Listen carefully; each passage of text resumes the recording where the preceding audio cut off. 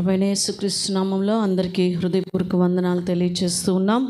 మరి ఈ రాత్రికాల సమయంలో దేవుని యొక్క వాక్యాన్ని మనము ధ్యానించుకుందాం. మరి కొద్ది దినాలే మన ముందు ఉన్నాయి. సో దేవుని యందు భయభక్తులు కలిగినటువంటి జీవితంతో మరి ప్రభు సన్నిధిలో విసుగక పట్టుదలతో ప్రార్థన చేసుకుందాం. ఎక్కడ విసుగు చెందవద్దు.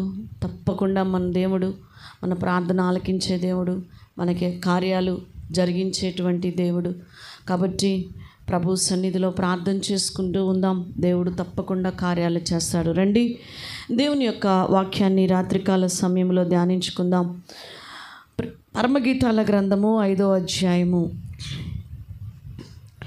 10వ వచనాన్ని చదువుకుందామండి.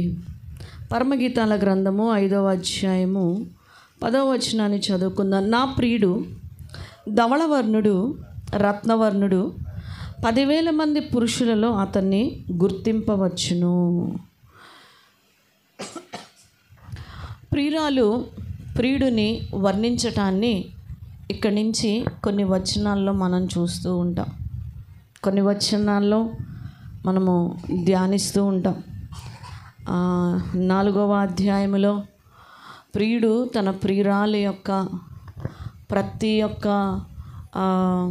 అవయవమును మరి వర్ణించటాన్ని మనము చూసాము. ఇక్కడ ఈ 10వ వచనంలో ప్రియురాలు ప్రియుడిని వర్ణించటాన్ని మనం చూస్తూ ఉంటాం.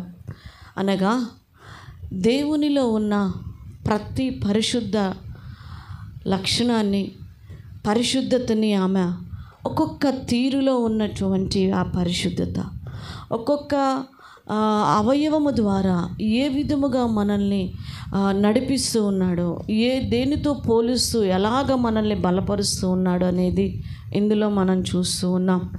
ఈ 10వ వచనములో గనక మనం గమనించినట్లయితే మొదటిగా ఇక్కడ ధవళవర్ణుడు, రత్నవర్ణుడు అని మనం చూస్తూ ఉన్నాం. మొదటిగా ధవళవర్ణుడు. ధవళవర్ణుడు అనగా పరిశుద్ధుడు అని. మరి ముమ్మాటికి ఆయన పరిశుద్ధుడే. ధవళవర్ణుడు అంటే పరిశుద్ధుడు. అవును, మన దేవుడు పరిశుద్ధుడు. ఆయన పరిశుద్ధుడైనటువంటి దేవుడు. మన ప్రియుడిలో ఎలాంటి లోపము లేదు. ఎంత గొప్ప పరిశుద్ధుడు, ఎంత గొప్ప దేవుడు అంటే లూకా 1:35లో చెప్పబడినట్లు జన్మలో పరిశుద్ధత కలిగినటువంటి వాడు, జన్మలో కూడా పాపము లేనటువంటి వాడు మన ప్రియుడు. మన ప్రియుడైన క్రీస్తు జన్మలో కూడా పాపము లేదు. ఇక్కడ దయ్యముల సహితము ప్రభువు యొక్క పరిశుద్ధతను ఎరిగి ఉన్నాయి, భయపడుతూ ఉన్నాయి. అదే లూకా 4:34లో కూడా అవి భయపడుతున్నాయి ఆయనలో ఉన్న ఆ యొక్క లక్షణమును చూచి. హెబ్రీ 7:26లో అంటాడు మూడవదిగా, పాపులలో చేరక ప్రత్యేకముగా ఉన్నవాడు అని మనం చూస్తున్నాం. ఎవరిలో చేరలేదంట? పాపులతో చేరల. మరి ఆయన ప్రియురాలవైన నీవు 24 hours పాపులతోనే చేరుతుంటావు. అలాంటి వాళ్ళతోనే మాట్లాడుతుంటావు గంటలు గంటలు. అలాంటి వాళ్ళ దగ్గరే కూర్చొని సొల్లేసుకుంటూ ఉంటావు. కీర్తనాకారుడు 45 అంటాడు, నీతిని ప్రేమించి భక్తిహీనతను ద్వేషించెను. నీతిని ప్రేమించిన పరిశుద్ధుడు మన ధవళవర్ణుడు. ప్రియమైన దేవుని బిడ్డలారా, 5వదిగా మనం చూస్తే యెషయా 11:5లో మనం చూస్తాం, నీతి సత్యము కలిగి జీవించినాడు అని మనం చూస్తూ ఉంటాం. ఎంత గొప్ప దేవుడు మన ప్రియుడు. మరి ఆయన ధవళవర్ణుడు కాక ఇంకెవరండి ఈ లోకములో ధవళవర్ణులు? ప్రియ సంగమా, అదే యెషయా 59:16లో మనం చూస్తాం, ఆయన నీతియే ఆయనకు ఆధారమాయను అని మనం చూస్తూ ఉంటాం. అదే యెషయా 53:9లో చూస్తాం 7వదిగా, అతని నోట ఏ కపటము లేదు అని మనం చూస్తూ ఉన్నాం. ఏ కపటము అతని నోట లేదు. ప్రియ సంగమా, ఈరోజు నువ్వు ఎలాగున్నావు? అదే ప్రియుడు అంటున్నాడు యోహాను సువార్త 8వ అధ్యాయము 46వ వచనములో, యోహాను సువార్త 8వ అధ్యాయము 46వ వచనములో అంటున్నాడు, నా యందు పాపమున్నదని మీలో ఎవడు స్థాపించును అంటున్నాడు. ప్రియ సంగమా, పాపము లేని పరిశుద్ధుడు మన ప్రియుడు. మన ప్రియునిలో ఏ మాత్రము పాపము మనం వెతుకుదామన్నా కూడా కనపడదు. ప్రియ సంగమా, హెబ్రీ 4:15 అంటూ ఉన్నాడు 9వదిగా, మనవలే శరీరధారిగా ఉన్నప్పటికీ పాపము లేకుండా పరిశుద్ధుడిగా జీవించాడు. ఈరోజు శరీరంలో మనం అంటూ ఉంటాం ఆయన దేవుడు, అందుకే అంటూ ఉంటాం. కాదు, ఆయన మనవలే ఈ శరీరాన్ని ధరించినాడు. ఈ శరీరం ఇప్పుడు మనకి ఎలాగ నొప్పి కలుగుతుంది, ఆకలేస్తుంది, కోరికలు వస్తున్నాయి, చాలా మన శరీరము శుతిమెత్తనంగా ఉంటుంది, చాలా ఇబ్బంది పడుతూ ఉంటుంది. అలానే ప్రభువారికి కూడా మన శరీరమే, కానీ పాపము లేకుండా ఈ శరీరముతో పరిశుద్ధుడిగా జీవించినాడు. ఈ శరీరాన్ని నలక్కొట్టినాడు యేసుక్రీస్తు ప్రభువారు. పరిశుద్ధుడు. 10వ మనం చూస్తాం. 10వ పాయింట్గా పేతురు రాసిన మొదటి పత్రిక 1:19 మనం చూసినట్లయితే, ఆయన దైవత్వానికి ఆటంకం కలిగించే ఏ విధమైన చెడుగు ఆయనలో ఎక్కడా కూడా లేదని చూస్తాం. చెడుగు అనేది ఎక్కడా లేదనేటువంటి ఆ వచనంలో అర్థంగా మనం చూస్తూ ఉన్నాం. ప్రియ సంగమా, ఆయన నీతిమంతుడు, చెడు లేదు. ఏమండి, పిలాతు భార్య ఏం చెప్తుంది? ఆ నీతిమంతుని జోలు పోవద్దు అంటుంది. పోవద్దు, మత్తయి 27:19 చెప్తాడు. అనీతిమంతుడు జోలు పోవద్దు అంటే పిలాతు కూడా అంటాడు, ఆయన నీతిమంతుడు, ఆయనలో ఏమీ కనపడట్లేదు నాకు అంటాడు. ఇస్కరియోతు యూదా కూడా అనీతిమంతుని యొక్క రక్తము నేను ఇచ్చేసానని మాట్లాడుతూ ఉంటాడు. పిలాతు మాట్లాడుతూ ఉంటాడు. సిలువలో ఉన్నటువంటి దొంగ అంటూ ఉంటాడు, ఆయనైతే నీతిమంతుడు, ఈ శిక్ష మనకు తగిందే అంటూ ఉంటాడు. ఒక సైన్యాధిపతి కూడా మాట్లాడుతూ ఉంటాడు అక్కడున్న వ్యక్తి. ప్రియ సంగమా, అందరూ కూడా అంగీకరిస్తున్నారు మన ప్రియుడు నీతిమంతుడని, పరిశుద్ధుడని. ఈ ప్రియురాలు అందుకే తన ప్రియుడిని ఏమని పిలుస్తుందంటే, నా ప్రియుడు ధవళవర్ణుడు. నువ్వు చెప్పగలవా నీ ప్రియుడి గురించి? నీ ప్రియుడిలో మనం ఆ వచనంలో చదువుకున్నాం 9, నీ ప్రియునిలోని విశేషమేమి అని వాళ్ళు అడిగితే 9వ వచనంలో అడిగారు కదండి, వేరు ప్రియుని కన్నా నీ ప్రియుని విశేషమేమి? నీవు మా చేత ప్రమాణము చేయించుకొనుటకు వేరు ప్రియుని కన్నా నీ ప్రియుని విశేషమేమంటే ఆమంటుంది, నా ప్రియుడు ధవళవర్ణుడు, ప్రత్యేకించబడినటువంటి వాడు. హల్లెలూయా.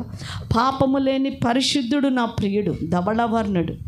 అవును ప్రియ సంగమా, నీవు ఆరాధిస్తున్న నీ ప్రియుడు, మనము నమ్ముకున్న మన ప్రియుడైన యేసు పరిశుద్ధుడు. ఆయన అంటున్నాడు, నేను పరిశుద్ధుడును కనుక మీరును పరిశుద్ధులై ఉండండి అంటూ ఉన్నాడు. ప్రియ సంగమా, మరి పరిశుద్ధుడైన నీ ప్రియునితో నీవు జీవించాలి అంటే నీవు కూడా పరిశుద్ధత కలిగి ఉండాలి కదా, పరిశుద్ధమైన జీవితాన్ని కలిగి ఉండాలి కదా. ఎక్కడ పోగొట్టుకున్నావా పరిశుద్ధమైన జీవితం? ఏ విషయంలో పోయింది ఆ పరిశుద్ధమైన జీవితం? చిన్న చిన్న పొరపాట్లు, చిన్న చిన్న బలహీనతలు. ప్రియ సంగమా, ఈరోజు అపవిత్రత, బలహీనతలు నిన్ను అంటుకొని నీ పరిశుద్ధ జీవితం పాడైపోతూ ఉన్నదా? ధవళవర్ణునితో యుగయుగాలు నీ ప్రియునితో నీ ఉండబోతూ ఉన్నావు. నీ ప్రియునితో నీ ఉండాలి అంటే నీ ప్రియుని మనస్సు, నీ ప్రియుని లక్షణాలు నువ్వు ఎరిగి ఉండాలి. హల్లెలూయా. ప్రియ సంగమా, రెండవదిగా ప్రియురాలు చెప్తోంది తన ప్రియుడి గురించి. ఒకటి, తన ప్రియుడు ఎలాంటి వాడంట? ధవళవర్ణుడు అని వర్ణిస్తూ, రెండవదిగా రత్నవర్ణుడు అంటున్నది. నా ప్రియుడు ఎవరంట? రత్నవర్ణుడు అంటున్నది. రత్నవర్ణుడు అనగా ఎర్రనివాడు అని అర్థం అండి. ఏంటండి? ఎర్రనివాడు అని. దేవుడు ఎర్రనివాడిగా మారిపోయినాడు. మారిపోయినాడు. కడపటి ఆదామును సూచిస్తుంది ఈ యొక్కది. ఆదాము అనగా ఎర్రమట్టి అని అర్థం. ఏంటండి? ఆదాము అంటే ఎర్రమట్టి అని అర్థం. ఎర్రమట్టితో ఆదాము చేయబడ్డాడు. సిలువలో యేసుక్రీస్తు ప్రభువారు రక్తాన్ని చిందించినటువంటి వాడు కనుక క్రీస్తు కూడా ఎలా మారిపోయాడంట? ఎర్రని వాడైపోయాడు ఆయన. సొగసైనను స్వరూపము అయినను లేదు, ఎర్రని వాడైపోయాడు. ఒంటి నిండా ఒకటి తక్కువ 40 కొరడాలు దెబ్బలతో కొట్టి ఆ శరీరాన్ని చీల్చితే ఎక్కడండి ఆ గాయము లేని స్థలం మనకు కనిపిస్తుందండి? ఎర్రని వాడైపోయాడు. అందుకే తన ప్రియుడిని పోలుస్తుంది, నా ప్రియుడు రత్నవర్ణుడు, రత్నవర్ణుడు. యెషయా అంటాడు 1:18, మీ పాపములు రక్తము వలె ఎర్రగా ఉన్నవి, అవి కడిగి ఆయన రత్నవర్ణుడైనాడు. హల్లెలూయా. మన పాపములు ఎలాగున్నాయంట? ఎలా ఉన్నాయంటండి?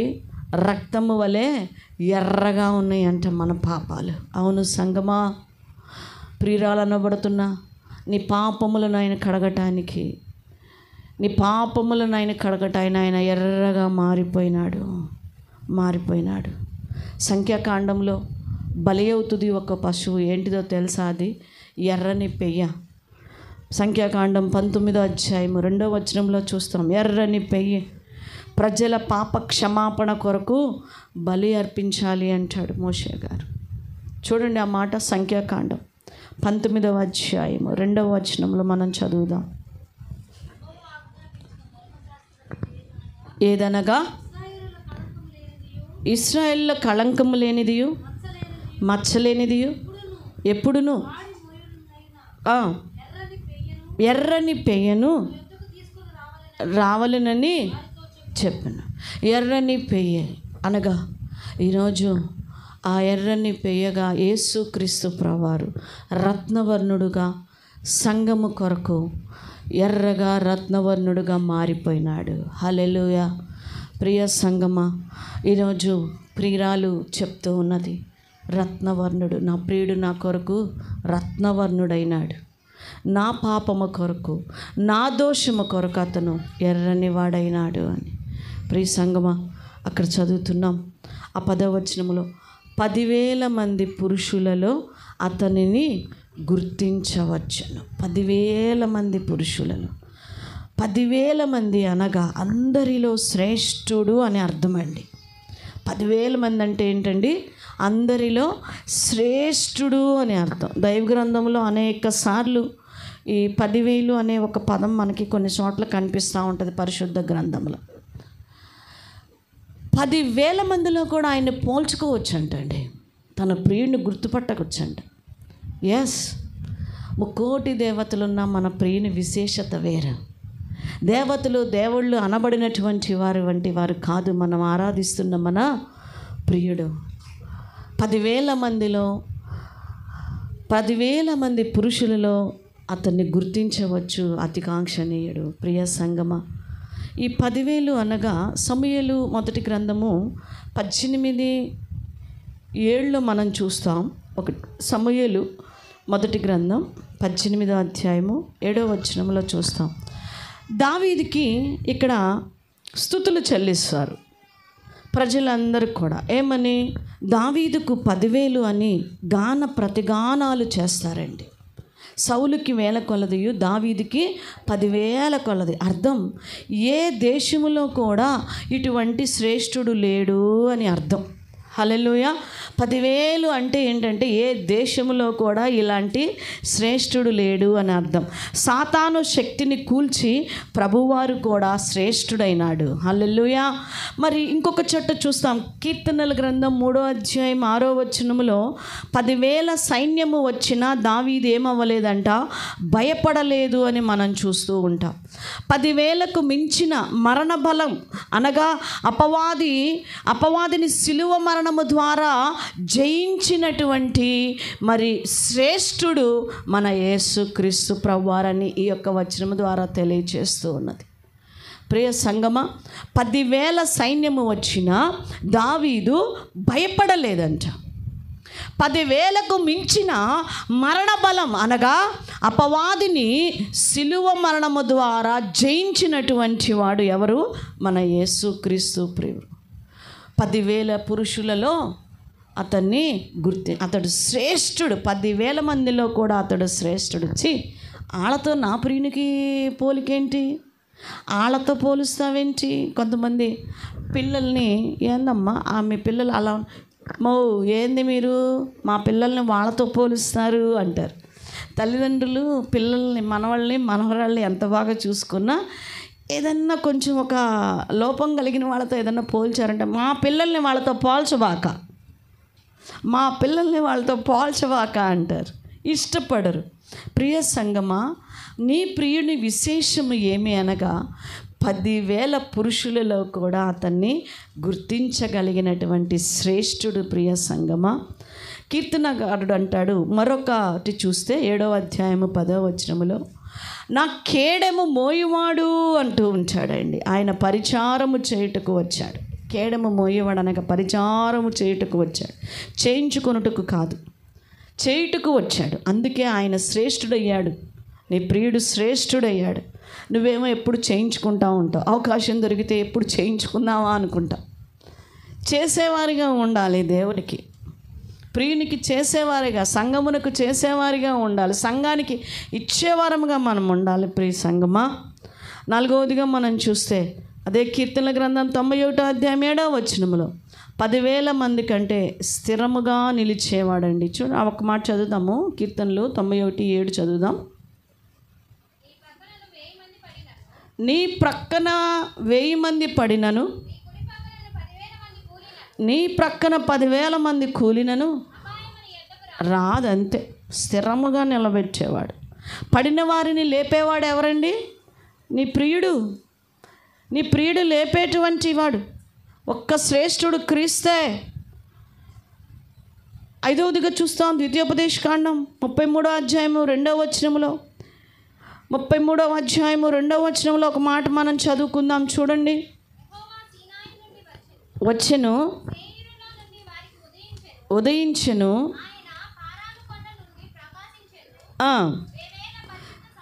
వేవేల పరిశుద్ధుల సమూహము నుండి ఆయన వచ్చెను. మానవులందరిలో, భక్తులందరిలో, దేవదూతలందరిలో ప్రభువు శ్రేష్ఠుడు. అపవాది అనుకున్నాడు, ఆయన గొప్పతనం ఏమున్నది, ఆఫ్టర్ ఆల్ సింహాసనమే కదా అని తనని గొప్ప చేసుకోవటానికి ప్రయత్నించాడు. తను శ్రేష్ఠుడు అనుకున్నాడు దుష్టుడు. అందుకే దేవుడు పాతాళానికి తొక్కి పడవేశాడు, త్రోసేశాడు కిందకి. ప్రియ సంగమా, ఎందరిలో ఉన్న ఆయనని మనము గుర్తించవచ్చు, ఆయన బిడ్డల్ని గుర్తించవచ్చు. ఆయనని గుర్తించవచ్చు అంటే ఎంతమందిలో ఉన్నా ఆయన బిడ్డల్ని గుర్తించవచ్చు కూడా. హల్లెలూయా. ఆయనను గుర్తించవచ్చు అంటే ఆయన బిడ్డల్ని గుర్తుపడితే ఆయన గుర్తుపడతాం, అంతే కదా. ఆయన్ని బట్టి ఆయన బిడ్డల్ని మనం ఈ అబ్బాయిని ఎక్కడో చూసినట్టుందే, ఈ అబ్బాయి మొహం చూస్తే ఎవరో గుర్తొస్తుంది, నువ్వు పలానా వాళ్ళ అబ్బాయి కదా, నువ్వు పలానా వాళ్ళ అమ్మాయి కదా, ఆ మొహం తెలుస్తుంది. అదిగో వాళ్ళ అమ్మ లక్షణాలు కనిపిస్తున్నాయి, వాళ్ళ నాన్న లక్షణాలు కనిపిస్తున్నాయి అండి. మరి ఎంతమందిలో ఉన్నా మరి నీలో ఉన్న విశేషము తెలుస్తుందా? నీ ప్రియునిలో ఉన్న విశేషము నీ ద్వారా తెలియబడుతుందా? ప్రియ సంగమా, ఈరోజు నీ ప్రియుడు అడుగుతూ ఉన్నాడు. తన ప్రియురాలైతే చక్కగా చెప్తుంది, నా ప్రియుడు ధవళవర్ణుడు, రత్నవర్ణుడు, 10,000 పురుషులలో అతన్ని గుర్తించవచ్చు. నీ ప్రియుడిని గుర్తించవచ్చు. ఎందుకంటే నీ ప్రియుడు పరిశుద్ధుడు, నీ పాపముల కొరకు రక్తముగా మారిపోయినటువంటి వాడు. ప్రియ సంగమా, ఆయన కుమార్తెగా, ఆయన బిడ్డగా, మరి ఆయన యొక్క సన్నిధిలో ఉంటున్న నీవు ఎంతమందిలో ఉన్నా, ఏ స్థలములో ఉన్నా, ఏ ఫంక్షన్లకు వెళ్ళినా, ఎక్కడున్నా కూడా నిన్ను దేవుని బిడ్డగా గుర్తిస్తున్నారా? లేకపోతే లేకొస్తరాలు లెక్కలు వేసేస్తున్నారా? నీ ఫ్రెండ్స్తో కలిసినప్పుడు, ఎక్కడికన్నా వెళ్ళినప్పుడు అక్కడ పడతాయి మన బ్రతుకులు, అక్కడ బయటపడతాయి కదా. అక్కడ అసలు మన దేవుని బిడ్డలం అన్నద లక్షణం ఒకటి కూడా కనపడదు. చూడాలి ఆ ఫ్రెండ్స్తో ఉన్నప్పుడు, వాళ్ళ మాటలు, వాళ్ళ ఎంజాయ్మెంట్లు, వాళ్ళ చూపులు, వాళ్ళ వ్యవహారాలు, అవి వేరే కథ. అదంతా వేరే కథ. అక్కడెక్కడా కూడా ఇక ఒక్క లక్షణము కూడా ప్రియుడి లక్షణం వారి జీవితంలో కనపడదు అక్కడ. ప్రియ సంగమా, ఎందుకు నువ్వు ఆశీర్వదించబడలేకపోతున్నావో తెలుసా? ఎందుకు నీ జీవితంలో ప్రార్థించినా, రోధించినా ఎందుకు జవాబులు పొందుకోలేకపోతున్నావో తెలుసా?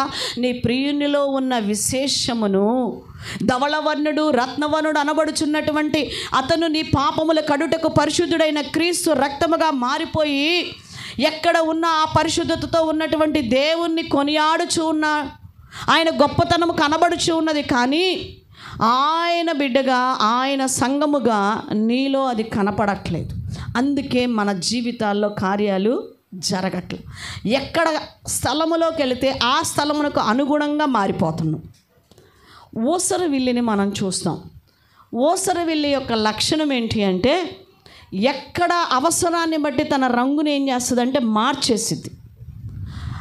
ఇప్పుడు ఇక్కడ వేసేసాం, అది ఇక్కడికి వచ్చింది అనుకోండి, దీని రంగులోకి మారిపోతుంది, దీని రంగులోకి మారిపోతుంది. ఇక్కడికి వచ్చేస్తే దీని రంగులోకి మారిపోతుంది.